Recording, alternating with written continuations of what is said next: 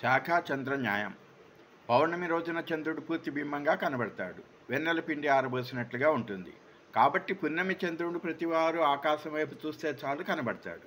ఇంకొక విషయం ఏంటంటే పున్నమి చంద్రుడు రాత్రి పూర్తిగా అంటే సాయంత్రం 6 గంటల నుండి ఉదయం 6 గంటల వరకు ఆకాశంలో ప్రకాశిస్తూనే ఉంటాడు. కాబట్టి ఆ రోజు రాత్రి చంద్రుని ఎవరు చూపించని అవసరం లేకుండానే అందరూ చూడగలుగుతారు.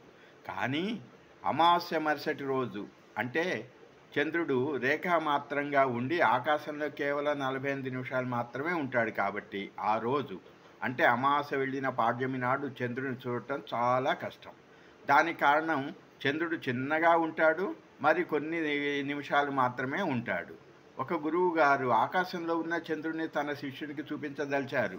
అప్పుడు ఆయన ముందుగా అక్కడ ఉన్న ఒక చెట్టు కొమ్మను శిష్యునికి చూపించారు. అది కంటికి దగ్గరగా ఉంది కాబట్టి దాని శిష్యుడు గుర్తించగలిగాడు.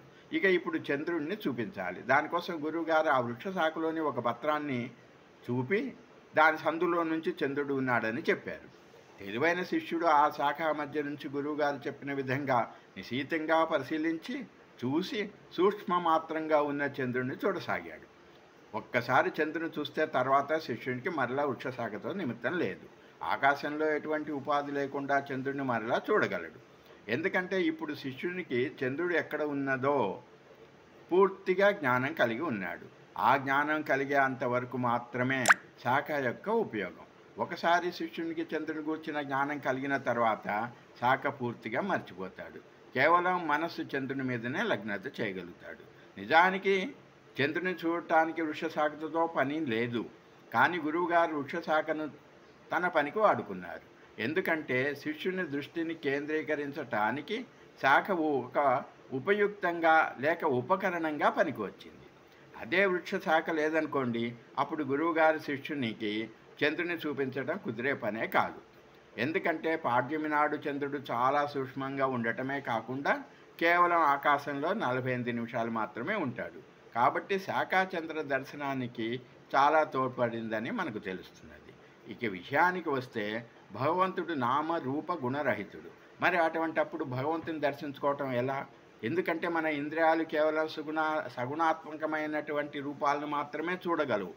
మనం చూసే దృశ్యమాన జగత్తు భగవంతుని చూడలేము. కేవలం మనస్సును అంతర్ముఖం చేస్తేనే కానీ అది సాధ్యం కాదు. మనస్సు ఎల్లప్పుడూ ఏదో ఒక భౌతికమైన విషయం మీదనే లగ్నత అవుతూ ఉంటుంది. అది ప్రస్తుతం ఉన్నదో లేక గతంలో ఉన్న దాని భావనో ఏదో ఒకటి కావచ్చు. కాబట్టి మనస్సుకి ఒక చక్కటి శిక్షణ ఇవ్వాలి. దానికోసం ముందుగా మనస్సుని ఏదో ఒక విషయం మీద స్థిరపరచాలి. తర్వాత నెమ్మదిగా శాఖ మీద నుంచి దృష్టిని చంద్రుని వైపు మళ్లించినట్లుగా మనస్సుని భగవంతుని మీదకు మళ్లించవచ్చు. కాబట్టి సాధక మన ఆరాధనా పద్ధతులలో విగ్రహారాధన, యజ్ఞయాగ జపాది పద్ధతులు కేవలం సాధకుని మనస్సు స్థిరపరచటానికి ఏర్పాటు చేసిన విధానాలుగా మనం తెలుసుకోవాలి. ఒక విగ్రహారాధనను మనం చంద్రుని దర్శించుకోవటానికి ముందుగా శాఖను చూడటం లాగా తెలుసుకోవాలి. ఎలాగైతే చంద్రుని దర్శించుకున్న తర్వాత శాఖ ప్రయోజనం లేదో అలాగని నిరాకారుడైన నిర్గుణుడైన భగవంతుని చేరుకున్న సాధకునికి విగ్రహారాధనతో నిమిత్తం లేదు. ఇది తెలుసుకొని సాధనలో పట్టు సాధించాలి. విగ్రహారాధన నుంచి మనస్సును నిరాకారుని వైపు మళ్లించటం చెప్పినంత తేలిక కాదు. నిరంతరం అకుంఠిత సాధన చేస్తేనే కానీ అది సాధ్యపడగలదు. పట్టుదల, అవిరామ కృషి మాత్రమే సాధకుని దీక్షను ముందుకు సాగించగలవు. సాధనలో ఎన్నో అవాంతరాలు, ఇబ్బందులు, సాధక బాధకాలు వస్తూ ఉంటాయి. కానీ నిజమైన సాధకుడు వాటిని అన్నింటినీ అధిగమించి తన సాధనను ముందుకు తీసుకొని పోవాలి. నిజానికి ఆధ్యాత్మిక జీవితం చాలా కష్టతరమైనది. ఒక్క మాటలో చెప్పాలంటే ఇసుకను పిండి నూనెను పట్టినట్టే.